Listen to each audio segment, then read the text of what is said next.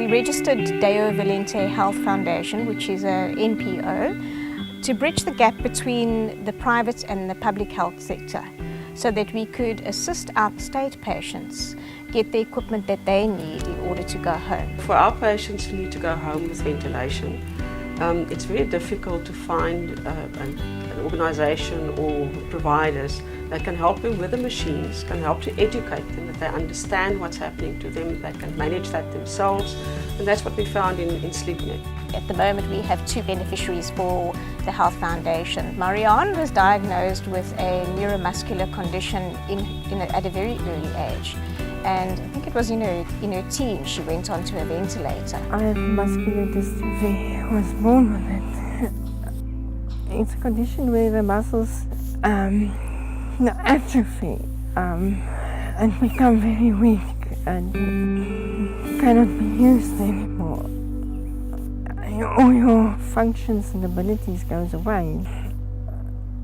My lungs just stopped working properly. I struggled with breathing for a long time, and then it was decided that I should be on a ventilator. A state patient, she does not have access to private medical aid funding, and so for many years she lived in a state hospital because she was reliant on a ventilator. Because private healthcare in South Africa only covers a very small percentage of people. In the public sector it would be almost impossible for someone to go home unless there's a donor from somewhere. And we need to do our bit to help those people as well. And then the hospital realized that Marianne, all she needed was the machine. And so they actually organized to donate the hospital ventilator to Marianne. The ventilator we used was stationary, cannot be moved, and I had to stay in bed all day. It used to be my father who always helped me, but now my mother does it.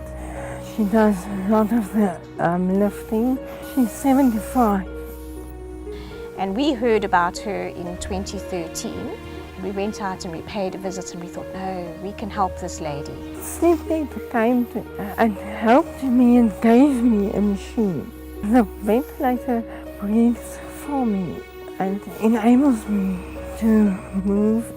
Douglas Lyford was diagnosed in 2008 with a lung disease which meant that he needed to be on permanent oxygen and high levels of oxygen as well. And once again, a state patient didn't have access to private funding. I was diagnosed with idiopathic pulmonary fibrosis, which is a scarring of the lung tissue. It's a progressive disease, which is ongoing, and there's basically no real treatment for it. So getting a prognosis of 2.5 to 5 years was something to get my head around. I was 40 years old at the time. I was always active. I had my own business, I had my kids around me and the grandchildren. As the disease progressed, the dependency, the need for oxygen, supplementary oxygen became more and more. It's totally debilitating. In 2014 I had to literally quit working. So there's no income, nothing. When I was placed on disability, I received 1,300 Rand at the time. It's now 1,600 Rand. Oxygen supply doesn't come free.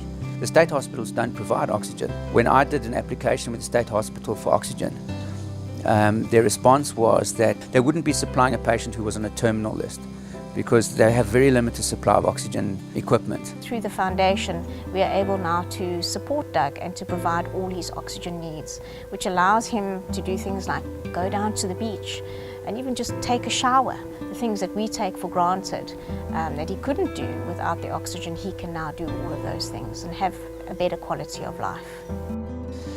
The only reliable treatment is a lung transplant. I am now on the list for lung transplant. We're getting more and more private patients who say to us, we've got equipment that we no longer need. What can we do with that equipment? Those people need all kinds of auxiliary stuff to help them along. And there people can really make a difference. There is an organisation called For Good, and that is a place where people and causes are linked together. There's always going to be that big gap, and if we can just help even a little bit, it's better than nothing. It has been a long time. I'm still alive. Thank you to SleepNet for helping me, for helping me live and breathe. It's a have to have. I've done well. I'm in my 9th year now. I'm forever grateful. For my own personal independence, without a company like BreatheNet, SleepNet, it's impossible. I would not manage. I could never thank them enough. How do you thank someone for giving you a chance at life? We've been extremely privileged to be involved in the lives of both Marianne and Douglas. They are wonderful people, and we'd love to be able to assist more and more people.